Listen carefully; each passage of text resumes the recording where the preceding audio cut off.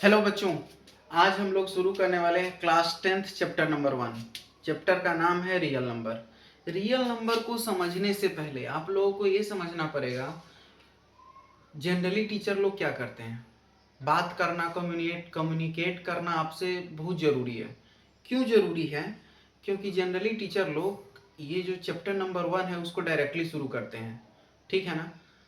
चूंकि number system class 9th में पहली बार आया था, ठीक है, वहाँ पर बेसिक इंट्रोडक्शन तो दे दिया जाता है, लेकिन एक साल के इंटरवल के कारण और 9th में बच्चा इतना सीरियस नहीं रहता है सिलेबस को लेकर के, ठीक है ना। उसके बाद 10th में आता है और डायरेक्टली चैप्टर नंबर 1 शुरू करता है रियल नंबर, और सीधा टॉपिक पे आ जाता है, जिसके कारण बच्चों को आने लगती है समस्या।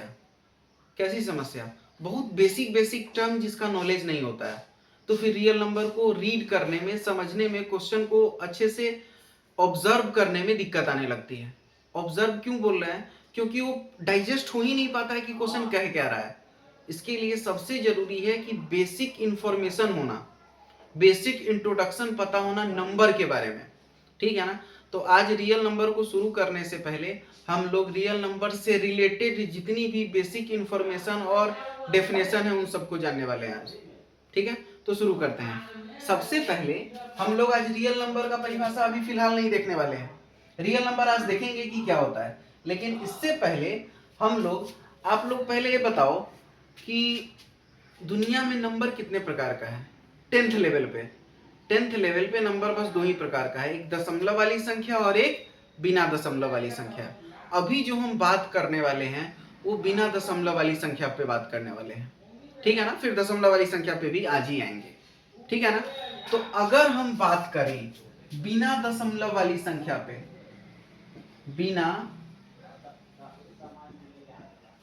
दशमलव वाली संख्या, बिना दशमलव वाली जितनी भी संख्या है उस पे आज हम बात करने वाले हैं, जिसमें दशमलव नहीं लगा हुआ है।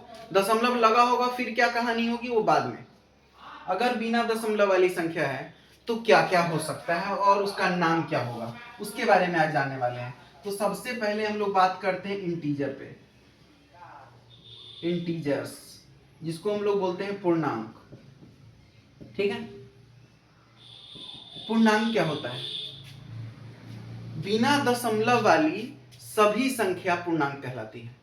फिर से रिपीट कर रहे हैं हम, बिना दशमलव वाली सभी संख्या पूर्णांक कहलाती है। एग्जाम्पल देखेंगे, लेकिन पहले परिभाषा। बिना दशमलव वाली सभी संख्या पूर्णांक कहलाती है, पूर्णांक कहलाती है। अगर ये पूर्णांक नहीं समझ में आया आप लोगों को तो फिर परिमेय संख्या नहीं समझ में आएगा, फिर अपरिमेय संख्या नहीं समझ में आएगा। और पहले ही एक्सरसाइज में आपको लिखा मिलेगा सम धनात्मक पूर्णांक, सम विषम धनात्मक पूर्णांक, तो फिर आपको कैसे समझ में आएगा जब तक आपको पूर्णांक ही नहीं समझ में आएगा। तो इसके लिए हमको पूर्णांक का जानना जरूरी है। पूर्णांक मतलब बिना दशमलव वाली सभी संख्या पूर्णांक कहलाती है। एग्जाम्पल देंगे, कंठस्थ हो जाएगा, ठीक है ना। -3, -2, -1, फिर 0, फिर 1, 2, 3, 4 एंड सो ऑन। 3 डॉट का मतलब होता है अप टू इंफिनिटी। इधर भी 3 डॉट का मतलब हो गया अप टू इंफिनिटी। ऐसा नहीं कि डॉट डॉट डॉट लगाते रहेंगे, 3 डॉट का मतलब ही हो गया इंफिनिटी तक जाना। ये संख्या आप देख पा रहे हैं, इसमें बिना दशमलव वाली सभी संख्या आ रही है। इसे ही हम लोग क्या कहेंगे? पूर्णांक। इसे ही हम लोग क्या कहेंगे? पूर्णांक। अब ये जो पूर्णांक होता है ये मेनली दो प्रकार का होता है। ऐसे तो 3 प्रकार का होता है, लेकिन अगर इसको हम दो टुकड़ा में बांटे तो एक इधर वाला पूर्णांक हो गया और एक निगेटिव नंबर वाला पूर्णांक हो गया, ठीक है ना। इसको हम लोग बोलते हैं धनात्मक पूर्णांक। इसे क्या बोलते हैं? धनात्मक पूर्णांक। पूर्णांक क्या हुआ? बिना दशमलव वाली सभी संख्या पूर्णांक है। बिना दशमलव वाली सभी संख्या पूर्णांक है। अगर आपसे बोला जाए कि -100 क्या पूर्णांक है? हाँ बिल्कुल पूर्णांक है। अगर आपसे बोला जाए -1000 क्या पूर्णांक है? हाँ बिल्कुल पूर्णांक है। 0 पूर्णांक है? हाँ बिल्कुल पूर्णांक है। क्या 2.1 पूर्णांक है? तो नहीं, बिना दशमलव वाली सभी संख्या पूर्णांक है। क्या 2 पूर्णांक 1/2 पूर्णांक है? तो नहीं, ये पूर्णांक नहीं है। 2 दूनी 4 और 1 5/2। 5/2 का मतलब होता है 2.5। ये बिल्कुल भी पूर्णांक नहीं है। तो पूर्णांक को फिल करना जरूरी है। ये पूर्णांक कितने प्रकार का हुआ? 2 प्रकार का। एक तो धनात्मक पूर्णांक और एक ऋणात्मक पूर्णांक। अब सवाल आता है कि धनात्मक पूर्णांक क्या होता है? धनात्मक पूर्णांक को ही हम लोग पॉजिटिव इंटीजर बोलते हैं। धनात्मक पूर्णांक, पूर्णांक के लिए शब्द यूज हुआ इंटीजर और धनात्मक के लिए यूज हुआ पॉजिटिव, और नाम आया positive integer. Positive integer, positive integer क्या होगा? 1 2 3 4 5 से लेके अनंत तक की संख्या, जो भी धनात्मक नंबर है, धनात्मक पूर्णांक है, वो सभी क्या हुआ?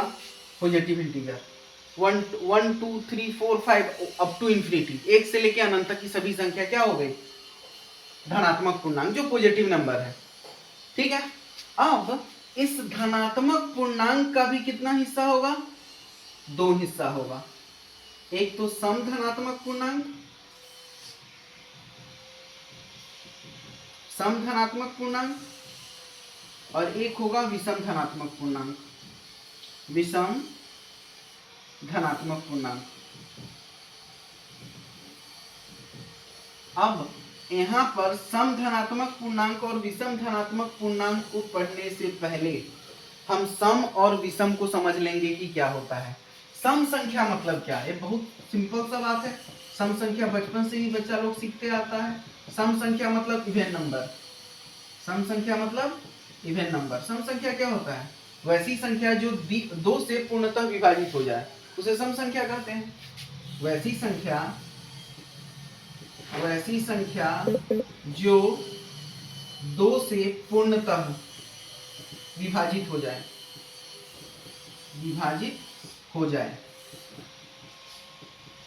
उसे हम क्या कहते हैं? सम संख्या। जैसे 0 2 4 6 8, ये सभी संख्या क्या है? सम संख्या है। 0 भी सम संख्या है, क्योंकि 0 में 2 से भाग लगाएंगे तो फिर से 0 ही आ जाएगा। तो 0 में 2 से भाग लग रहा है, तो 0 क्या हुआ? सम संख्या। जनरली बच्चों को 0 के बारे में कंफ्यूजन रहता है, इसलिए 0 पे जोर देकर के बताया जा रहा है कि 0 भी क्या है? सम संख्या है। ठीक है ना? क्या यही पूरी सम संख्या होगी? नहीं, इसके अलावा -2 -100 -50 100 106 1004, ये सभी संख्या क्या है? सम संख्या है, क्योंकि इसमें 2 से पूरा भाग लग रहा है, पूर्णतः विभाजित हो रहा है 2 से। तो वैसी संख्या जो 2 से पूर्णतः विभाजित हो जाए, उसे हम क्या कहते हैं? सम संख्या कहते हैं। विषम संख्या क्या होगा? विषम संख्या क्या होगा? यहाँ पे देखिए, विषम संख्या को ऑड नंबर बोलते हैं। विषम संख्या को हम लोग बोलते हैं ऑड नंबर। ऑड नंबर क्या होता है? वैसी संख्या जिसमें 2 से पूरा भाग नहीं लगे, उसे विषम संख्या कहते हैं। इसका एग्जांपल डायरेक्ट देखते हैं। आप लोग परिभाषा लिख सकते हैं, लिखने का मन हो तो। वैसी संख्या जिसमें 2 से पूरा भाग नहीं लगे, उसे विषम संख्या कहते हैं। या फिर वैसी संख्या जो 2 से पूर्णतः विभाजित नहीं हो, उसे विषम संख्या कहते हैं। वैसी संख्या जो 2 से पूर्णतः विभाजित नहीं हो, उसे विषम संख्या कहते हैं। एग्जांपल देखते हैं, जैसे 3 5 7 9 11 13, ये सभी विषम संख्या है। ठीक है ना? क्योंकि इसमें 2 से पूरा भाग नहीं लग रहा है, लेकिन 0 में 2 से भाग लग रहा है, इसलिए वो क्या है? सम संख्या है। सम संख्या विषम संख्या में उम्मीद करते हैं कोई डाउट नहीं होगा। ठीक है ना? अब वापस आते हैं जहां से हम लोग बैक किए थे। ठीक है ना? जहां पे हम लोग रुके थे, फिर से रिवाइज करवाते हैं कि पूर्णांक क्या है। बिना दशमलव वाली सभी संख्या पूर्णांक है। पूर्णांक को कितने टुकड़ा में तोड़े हम लोग? 2 टुकड़ा में। एक तो धनात्मक पूर्णांक और एक ऋणात्मक पूर्णांक। धनात्मक पूर्णांक क्या हुआ? 1 से लेके अनंत तक की सभी संख्या धनात्मक पूर्णांक है। और ऋणात्मक पूर्णांक क्या हुआ? -1 -2 -3 -4 -5 अप टू इंफिनिटी, अनंत तक। निगेटिव वाली जितनी भी संख्या है सब ऋणात्मक पूर्णांक है। पॉजिटिव वाली जितनी भी संख्या हो सभी क्या है? धनात्मक पूर्णांक है। इस धनात्मक पूर्णांक को भी हम 2 टुकड़ा में बांटे हैं। कौन कौन सा? सम धनात्मक पूर्णांक और विषम धनात्मक पूर्णांक। अब सम धनात्मक पूर्णांक क्या होगा? सबसे पहले सम धनात्मक पूर्णांक होने के लिए उसको धनात्मक पूर्णांक होना पड़ेगा।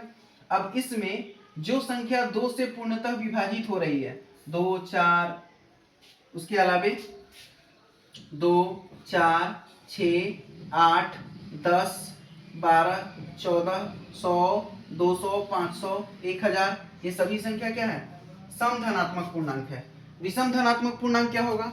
वैसा धनात्मक पूर्णांक जो 2 से विभाजित नहीं हो, जैसे 1 3 5 7 9 11 13, ये सभी क्या है? विषम धनात्मक पूर्णांक है।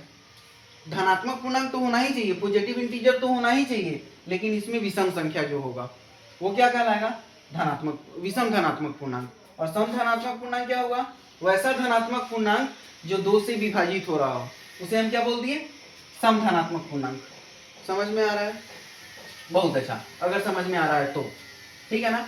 अब यहाँ पे एक चीज नोटिस करिएगा, जो सम धनात्मक पूर्णांक होगा वो 2n के रूप में होगा। बहुत कमाल का चीज बता रहे हैं, ध्यान से सुनिएगा।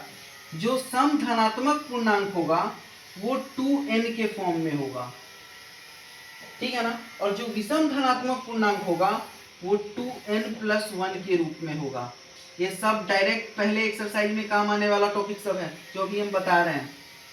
फिर से हम रिपीट कर रहे हैं, जो सम धनात्मक पूर्णांक होगा वो 2n के फॉर्म में होगा, और जो विषम धनात्मक पूर्णांक होगा वो 2n+1 के रूप में होगा। आइए समझते हैं कैसे, ठीक है ना। इससे पहले इधर का ये सम संख्या विषम संख्या आप लोग नोट कर लीजिए, हम यहाँ से इरेज कर रहे हैं, ठीक है ना, क्योंकि ये बहुत बेसिक चीज था। अब समझिएगा, अब हम बोल रहे हैं कि जो सम धनात्मक पूर्णांक होगा, सम धनात्मक पूर्णांक, वो किस रूप में होगा? 2n के रूप में होगा। एग्जाम्पल देखते हैं, 2 4 6 8 10 12 14, ये सभी सम धनात्मक पूर्णांक है, ठीक है ना। तो ये 2n के फॉर्म में है, मतलब जो भी संख्या होगी वो 2 का मल्टीपल होगा। जैसे 2 × 1 क्या आ गया? 2, ये 2 का मल्टीपल हो गया, ठीक है ना। अब यहाँ पर n की जगह कोई भी नेचुरल नंबर ले लीजिए, n बराबर प्राकृतिक संख्या। प्राकृतिक संख्या क्या होता है? धनात्मक पूर्णांक को ही प्राकृतिक संख्या कहते हैं, या फिर 1 से लेके अनंत तक की संख्या को ही क्या कहते हैं? प्राकृतिक संख्या। तो जो धनात्मक पूर्णांक है, इसी का एक और नाम क्या है? प्राकृतिक संख्या। प्राकृतिक संख्या, और इसी प्राकृतिक संख्या को क्या कहा जाता है? Natural number.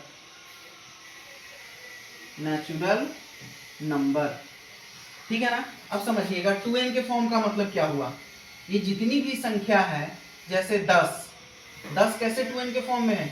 इसको 2 × 5 लिखा जा सकता है, ये 2 हो गया और ये n हो गया, 2n के फॉर्म में हो गया। और n क्या हुआ? n क्या हुआ? n प्राकृतिक संख्या है। कोई भी नंबर आप ले लीजिए, जैसे मान लीजिए हम 100 ले रहे हैं, तो इसको हम 2n के फॉर्म में क्या लिखेंगे? अगर हमको 2n के फॉर्म में इसको लिखना हो तो हम इसको लिख सकते हैं 2 × n, और n की जगह क्या ले सकते हैं? 50, 2 × 50, तो 100 आ गया, तो 2n के फॉर्म में आ रहा है। तो जो भी सम धनात्मक पूर्णांक होगा वो हमेशा किस फॉर्म में होगा? 2n के फॉर्म में होगा। और जो विषम धनात्मक पूर्णांक होगा वो 2n+1 के फॉर्म में होगा। आइए देखते हैं कैसे। जैसे मान लेते हैं एग्जाम्पल 5 ले रहे हैं, तो 5 को अगर हमको लिखना है तो हम इसको कैसे लिखेंगे? 2n+1, ठीक है ना। और इसको लिखने का तरीका क्या है? 2 × 2 और +1, 2 दूनी 4 और 1 5। अब देखिए तो 2n+1 के फॉर्म में हो गया। अगर हम यहाँ पे 7 ले रहे हैं तो 7 को हम 2 का पहले मल्टीपल बनाइए, 2 × 3 और +1, ये हो गया 2n+1 के फॉर्म में। हमेशा विषम संख्या 2n+1 के फॉर्म में होगा, तो विषम धनात्मक पूर्णांक हमेशा 2n+1 के फॉर्म में होगा। जबकि सम धनात्मक पूर्णांक कैसे होगा? सम धनात्मक पूर्णांक किस फॉर्म में होगा? 2n के फॉर्म में होगा। इतना चीज समझ में आ गया होगा आप लोगों को, ठीक है ना। उसके बाद अब हम लोग बात करने वाले हैं पूर्ण संख्या क्या होता है। फिर से हम बात करेंगे प्राकृतिक संख्या क्या होता है, भाज्य संख्या क्या होता है, और अभाज्य संख्या क्या होता है, ठीक है ना। उससे पहले ये जितना चीज लिखा गया है इन सबको आप अच्छे से नोट कर लीजिए, फिर आगे कहानी को बढ़ाते हैं। उम्मीद करते हैं नोट हो गया होगा। अब हम लोग बात करने वाले हैं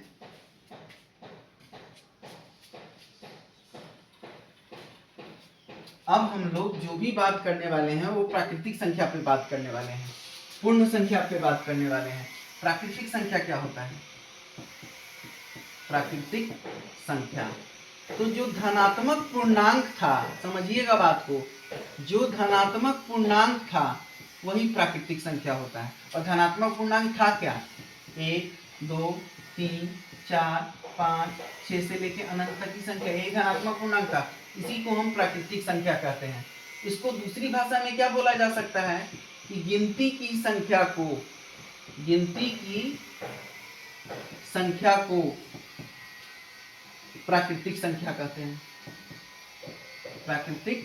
प्राकृतिक को ही प्राकृत संख्या भी बोला जाता है, कंफ्यूज मत होइएगा, प्राकृत संख्या कहते हैं। ठीक है, सम संख्या बता चुके हैं, विषम संख्या बता चुके हैं। जिसमें 2 से पूरा पूरा भाग लग जाए वो सम संख्या है, जिसमें 2 से पूरा पूरा भाग नहीं लगे वो विषम संख्या है। प्राकृतिक संख्या, नेचुरल नंबर समझ में आ गया। नेचुरल नंबर ही धनात्मक पूर्णांक है। ये धनात्मक पूर्णांक कितने हिस्सा में बटा था? 2 हिस्सा में। कौन कौन सा? सम धनात्मक पूर्णांक, विषम धनात्मक पूर्णांक। सम धनात्मक पूर्णांक में 2 4 6 8, जिसमें 2 से भाग लग जा रहा है वो सम धनात्मक पूर्णांक हुआ। विषम धनात्मक पूर्णांक क्या हुआ? 1 3 5 7, ये सभी विषम धनात्मक पूर्णांक हुआ। ये किस रूप में पाया जाएगा? सम धनात्मक पूर्णांक 2n के फॉर्म में पाया जाएगा, विषम धनात्मक पूर्णांक 2n+1 के फॉर्म में पाया जाएगा। ठीक है, अब हम लोग बात करने वाले हैं पूर्ण संख्या पर। पूर्ण संख्या जिसको हम लोग होल नंबर बोलते हैं, होल नंबर। अगर प्राकृतिक संख्या में 0 को शामिल कर लिया जाए, क्या मतलब हुआ? 0 1 2 3 4 से लेके अनंत तक की संख्या तो हम क्या कहते हैं? पूर्ण संख्या कहते हैं। हो सकता है बहुत बच्चों को इसमें से 90% या फिर 100 का 100% आ रहा हो, कोई इशू नहीं है देखने में, ठीक है ना। लेकिन हमें पता है, हम ऑफलाइन में पढ़ाते तो हमको पता है बहुत ऐसे बच्चे हैं जिनको ये सब बेसिक डेफिनेशन नहीं पता है। अगर नहीं पता होगा तो फिर आपका रियल नंबर खराब हो जाएगा, ठीक है ना। हमको सबको लेके चलना है, जिसको पता है उसके लिए बहुत अच्छी बात है, जिसको नहीं पता उन सबको जानना चाहिए, तभी आप वास्तविक संख्या पहला चैप्टर अच्छे से पढ़ पाइएगा, ठीक है ना। आगे बढ़ते हैं। पूर्ण संख्या क्या हो गया? 0 से लेके अनंत तक की संख्या पूर्ण संख्या कहलाती है। अगर लिखना चाहें हम तो 0 से लेकर अनंत तक की संख्या, अनंत तक की संख्या को पूर्ण संख्या कहते हैं, पूर्ण संख्या कहते हैं, ठीक है। तो अगर एक छोटा सा क्वेश्चन आता है, छोटा सा क्वेश्चन क्या आता है, बोर्ड में भी आया हुआ सवाल है कि क्या सभी पूर्ण संख्या प्राकृतिक संख्या है? क्या सभी पूर्ण संख्या प्राकृतिक संख्या है? प्राकृतिक संख्या है, ये क्वेश्चन है कि जितनी भी पूर्ण संख्या है क्या सभी प्राकृतिक संख्या है। एक और क्वेश्चन, दूसरा क्वेश्चन ये आएगा, क्या सभी प्राकृत संख्या पूर्ण संख्या है? पूर्ण संख्या है। अब ये आप लोग इससे 2 क्वेश्चन है, अच्छे से अगर आपको यहाँ तक समझ में आया है तो इन दोनों क्वेश्चन का आप आंसर बिल्कुल दे सकते हैं। क्वेश्चन पूछा गया है कि क्या सभी पूर्ण संख्या प्राकृतिक संख्या है, और दूसरा क्वेश्चन पूछा गया है कि क्या सभी प्राकृतिक संख्या पूर्ण संख्या है। इसका कमेंट बॉक्स में आपको जवाब देना है इन दोनों क्वेश्चन का। हम आगे बढ़ते हैं। अगर नहीं समझ में आए तो फिर आप मेरे से पूछिएगा कि इसका जवाब क्या होगा। हालांकि ये आपको जवाब मिल जाएगा अगर आप अच्छे से अभी तक जितना चीज बताया उन सबको आप अच्छे से रीड किए हैं तो बिल्कुल इसका जवाब आपके सामने नजर आ रहा होगा। क्या बोला गया है? क्या सभी पूर्ण संख्या प्राकृतिक संख्या है? 0 1 2 3 4 5 ये पूर्ण संख्या है, और इस पूर्ण संख्या में 0 भी शामिल है, और 0 क्या प्राकृतिक संख्या होता है? नहीं, तो ये फॉल्स स्टेटमेंट है। यह स्टेटमेंट कैसा है? फॉल्स, मतलब असत्य। क्यों असत्य है? बोला गया है क्या सभी पूर्ण संख्या प्राकृतिक संख्या है? नहीं, 0 पूर्ण संख्या है लेकिन ये प्राकृतिक संख्या नहीं है। अगला, ये सत्य है। कैसे सत्य है आइए देखते हैं। क्या सभी प्राकृत संख्या पूर्ण संख्या है? हाँ बिल्कुल, 1 2 3 4 5 ये सभी प्राकृतिक संख्या है। और ये प्राकृतिक संख्या पूर्ण संख्या भी तो है, ये प्राकृतिक संख्या पूर्ण संख्या भी तो है। लेकिन सभी पूर्ण संख्या प्राकृतिक संख्या नहीं है, क्योंकि 0 आ गया और 0 प्राकृतिक संख्या नहीं होता है। तो आंसर क्या हुआ? क्या सभी पूर्ण संख्या प्राकृतिक संख्या है? आंसर हुआ नहीं। लेकिन क्या सभी प्राकृतिक संख्या पूर्ण संख्या है? बिल्कुल है। उम्मीद करते हैं समझ में आया होगा। अब हम लोग बात करने वाले हैं भाज्य संख्या पे और अभाज्य संख्या पे। ये फटाफट नोट करिए, फिर शुरू करते हैं भाज्य संख्या और अभाज्य संख्या। अब हम बात करने वाले हैं भाज्य संख्या पे और अभाज्य संख्या पे। भाज्य संख्या और एक है, इसको बोलते हैं कंपोजिट नंबर, कंपोजिट नंबर। और एक होता है अभाज्य संख्या, अभाज्य संख्या। और एक होता है, इसको बोलते हैं प्राइम नंबर, प्राइम नंबर। ठीक है ना। और एक और टॉपिक हम लोग समझने वाले हैं, सह अभाज्य संख्या, सह अभाज्य संख्या, जिसको बोला जाता है को प्राइम नंबर, को प्राइम नंबर। इन तीनों टॉपिक को भी समझने वाले हैं, भाज्य संख्या को, अभाज्य संख्या को और सह अभाज्य संख्या को। ठीक है। पहले समझते हैं प्राइम नंबर को। वैसी संख्या, गौर से सुनिएगा, वैसी संख्या जिसमें एक से तथा स्वयं से भाग लगे और किसी भी संख्या से भाग न लगे, उसे हम क्या बोलते हैं? अभाज्य संख्या। लेकिन ये जनरली टीचर लोग ये डेफिनेशन बता करके बच्चों को कंफ्यूज कर देते हैं, जैसे हम बता रहे हैं और परिभाषा फिर से लिख रहे हैं। हम बोल रहे हैं वैसी संख्या, वैसी संख्या जिसमें एक से तथा स्वयं से भाग लगे, स्वयं से भाग लगे। ठीक है ना। उसे हम क्या बोल रहे हैं? अभाज्य संख्या। वैसी संख्या जिसमें एक से तथा स्वयं से भाग लगे और किसी संख्या से भाग ना लगे, जैसे 2, जैसे 3, 5, 7, 11, 13, ये जितनी भी संख्या है सभी क्या है? अभाज्य संख्या है। क्यों? 2 में 2 से भाग लगेगा नहीं तो 1 से भाग लगेगा, 3 में 3 से भाग लगेगा नहीं तो 1 से भाग लगेगा। और कोई नंबर है जिसमें 3 से भाग लग जाए? तो जवाब है नहीं, और कोई संख्या नहीं है। 7 में 7 से भाग लगेगा और 1 से भाग लगेगा और किसी संख्या से भाग ही नहीं लग रहा है, तो ये सभी संख्या क्या हो गई? अभाज्य संख्या। लेकिन यहाँ पे मामला कहाँ फंसता है? बच्चा अटकता कहाँ है? 1 पर। ये संख्या 1। अब यहाँ पर बच्चों को ये कंफ्यूजन होने लगता है कि परिभाषा के अकॉर्डिंग वैसी संख्या जिसमें एक से तथा स्वयं से भाग लगे वो अभाज्य संख्या है।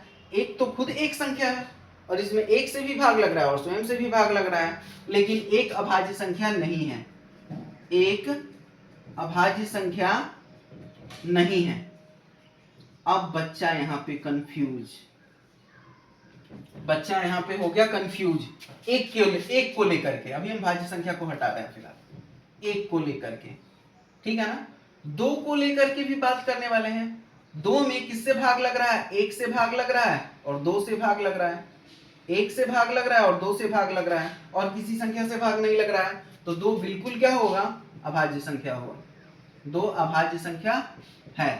ठीक है ना। और अगर आपसे पूछा जाए सबसे छोटी अभाज्य संख्या क्या होती है, तो 2 है। सबसे छोटी अभाज्य संख्या, छोटी अभाज्य संख्या, तो वो भी 2 ही है। और दुनिया में एक ही ऐसी अभाज्य संख्या है जो सम संख्या भी है, वो कौन सी है? वो भी 2 ही है।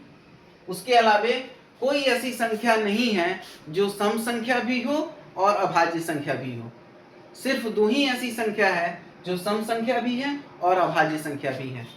यही सिर्फ 2 ही संख्या है जो सम है और प्लस अभाज्य भी है। उसके अलावा कोई और ऐसी संख्या नहीं है जो सम संख्या और अभाज्य संख्या दोनों हो। और सबसे छोटी अभाज्य संख्या भी कौन सी है? 2 ही है। लेकिन अभी भी सवाल वही है कि एक क्यों नहीं है अभाज्य संख्या।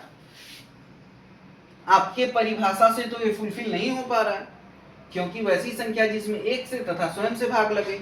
अब एक में एक से भी भाग लग रहा है और एक स्वयं संख्या है ही जिसमें भाग लग ही रहा है। तो अब हम लोग अभाज्य संख्या का थोड़ा सा और स्टैंडर्ड डेफिनेशन पे आते हैं कि अभाज्य संख्या क्या होता है। अभाज्य संख्या के बारे में ये बोला जाता है कि वैसी संख्या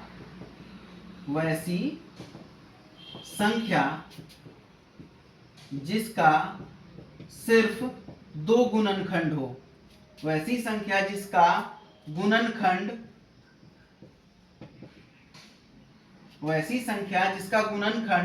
सिर्फ एक एवं स्वयं संख्या हो।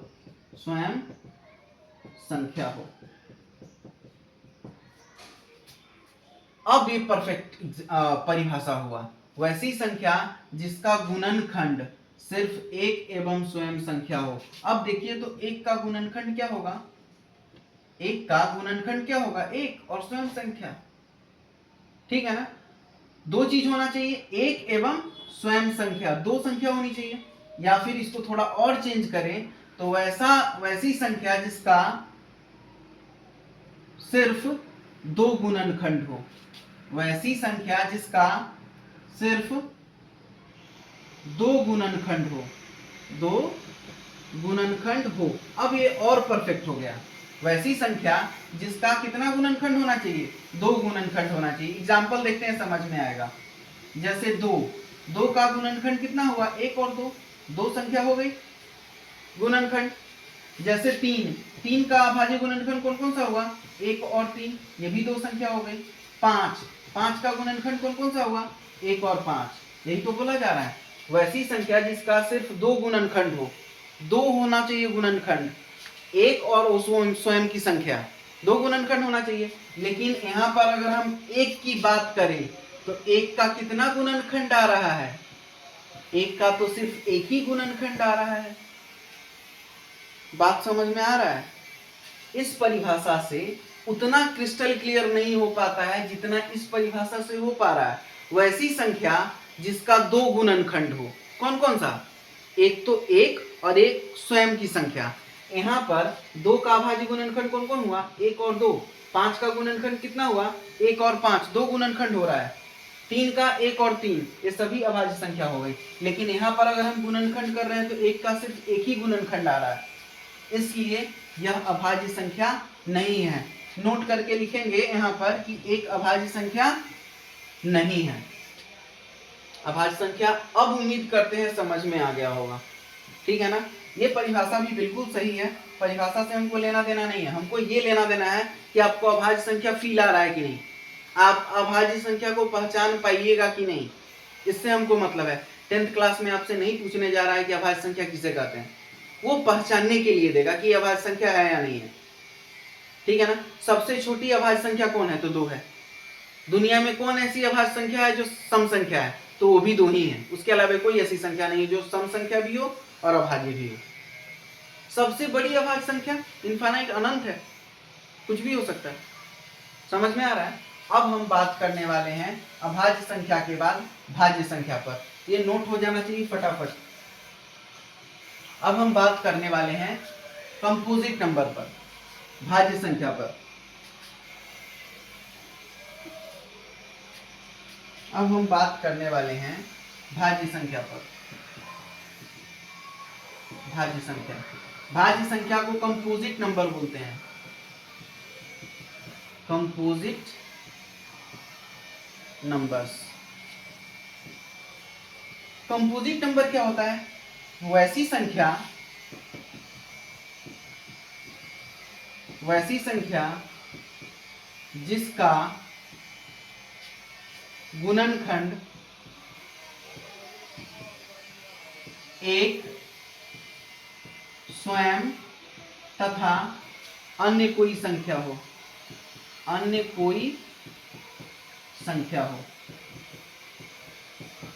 उसे हम क्या कहते हैं, भाज्य संख्या। अभी फील दिलाएंगे। या फिर एक और परिभाषा क्या है, वैसी संख्या वैसी संख्या जिसमें एक से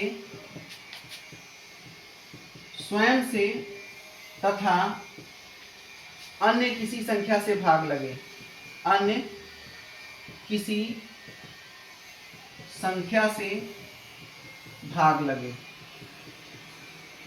उसे भाज्य संख्या कहते हैं। भाज्य संख्या कहते हैं, ठीक है ना। जैसे एग्जांपल देखते हैं,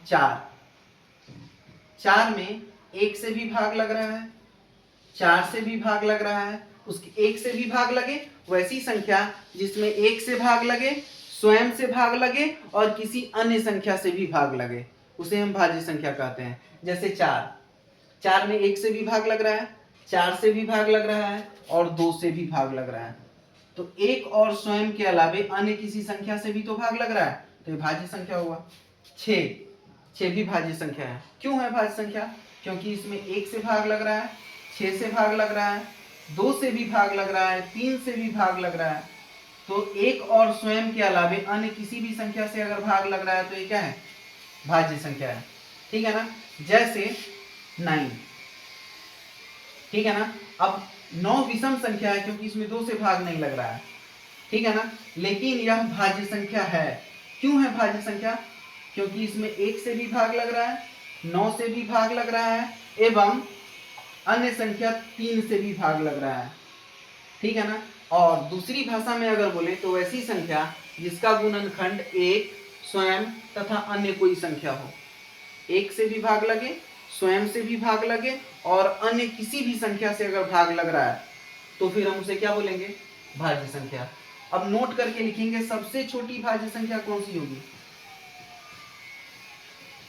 सबसे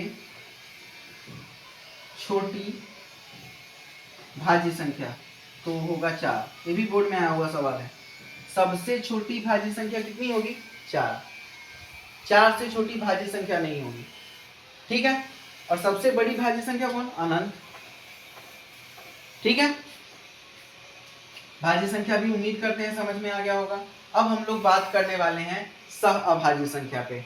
नोट करिए फटाफट, सह अभाज्य संख्या को प्राइम नंबर पे चलते हैं।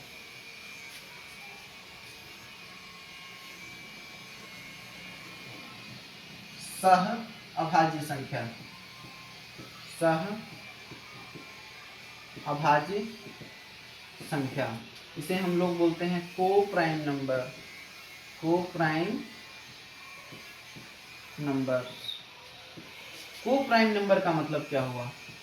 ये संख्या जोड़ा के रूप में होता है, युग्म के रूप में होता है। वैसे संख्या का युग्म जिसका HCF महत्तम समापवर्तक 1 हो उसे हम क्या कहते हैं? सह अभाज्य संख्या। वैसी संख्या का युग्म, वैसी संख्या का युग्म, युग्म मतलब जोड़ा, ये हमेशा जोड़ा में ही होगा। वैसी संख्या का युग्म जिसका HCF मतलब हाईएस्ट कॉमन फैक्टर, मतलब मौसा, जिसका HCF माने मौसा 1 हो। वैसी संख्या का जोड़ा जिसका महत्तम समापवर्तक मतलब मौसा मतलब HCF 1 हो, उसे हम सह अभाज्य संख्या कहते हैं। जैसे 2 लगातार संख्या हमेशा सह अभाज्य होती है, जैसे 2,3, 2,3। इसका HCF अगर देखें तो 2 का गुणनखंड क्या होगा? 2 गुने 1, और 3 का गुणनखंड क्या होगा? 3 गुने 1।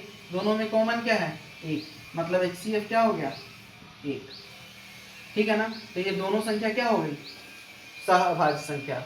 अगर हम बात करें 5 और 7, ये दोनों भी सह अभाज्य संख्या है। कैसे? आइए चेक करते हैं। 5 में हम 7 से भाग लगा रहे हैं, 5 इकाई 5, यहाँ आ गया 2, फिर 2 से अब हम 5 में भाग लगाएंगे, 2 दूनी 4, 1, फिर 1 में 2 से भाग लगा रहे हैं 2, HCF कितना आ गया? 1। जब दो संख्या का HCF 1 आ जाए, जब किसी भी दो संख्या का, ये कोई जरूरी नहीं है कि 2 लगातार संख्या, 2 लगातार संख्या का HCF तो हमेशा 1 आएगा ही। उसके अलावा अभी हम 5 और 7 ले लिए हैं जो कि 2 लगातार संख्या नहीं है, 5 के बाद 6 आता है, लेकिन 5 और 7 का भी अगर हम HCF देख रहे हैं तो कितना आ रहा है? 5 और 7 का अगर हम HCF देख रहे हैं तो भी कितना आ रहा है, 1 आ रहा है। तो हम 5 और 7 की जोड़ा को क्या बोलेंगे, सह अभाज्य संख्या, सह अभाज्य संख्या। ठीक है, समझ में आ रहा है, उम्मीद करते हैं समझ में आ रहा होगा। ये बिना दशमलव वाली जितनी भी संख्या थी उसके बारे में आज हम लोग बात कर लिए, ठीक है ना। अब एक लेक्चर और हम यहाँ पे देने वाले हैं जिसमें दशमलव वाली संख्या के बारे में बात करने वाले हैं, और तब हम लोग एक्सरसाइज 1.1 का इंट्रोडक्शन शुरू करेंगे। तब आप लोगों को मजा आएगा रियल नंबर और वास्तविक संख्या पढ़ने में, ठीक है ना। अदरवाइज ऐसे भी पढ़ाया जा सकता है रियल नंबर को, लेकिन अगर फील लेके पढ़ना है, आप कॉन्सेप्ट को पूरा क्रिस्टल क्लियर करते हुए चलना चाहते हैं, तो प्लीज इन दोनों लेक्चर को देख लीजिएगा। फिर एक्सरसाइज 1.1 या फिर 1.1 का जो इंट्रोडक्शन कराने वाले हैं वो वाला लेक्चर देखिएगा। अगर ये सब कुछ आप लोगों को पता है तो फास्ट फॉरवर्ड करके इसको देख लीजिएगा, पता है तो रुकिएगा, नहीं पता है तो फिर जो अगला वीडियो लेक्चर आने वाला है दशमलव वाली संख्या वो देख लीजिएगा। अगर वो भी पता है तब हम तीसरे लेक्चर में 1.1 का इंट्रोडक्शन कराएंगे, वो देख लीजिएगा। लेकिन ये बहुत बेसिक लेकिन बहुत काम का चीज है, क्योंकि इस चैप्टर में बार बार आएगा सह अभाज्य संख्या, ठीक है ना, पूर्ण विषम पूर्णांक संख्या, सम धनात्मक पूर्णांक संख्या, इन सब के बारे में आज हम बात किए हैं। तो आज के लिए इतना ही, मिलते हैं कल हम लोग। अभी भी हम लोग रियल नंबर नहीं समझे हैं कि क्या होता है, ठीक है ना, इस पे भी बात करने वाले हैं, लेकिन आज नहीं कल, ठीक है ना। तो आज के लिए इतना ही, थैंक यू।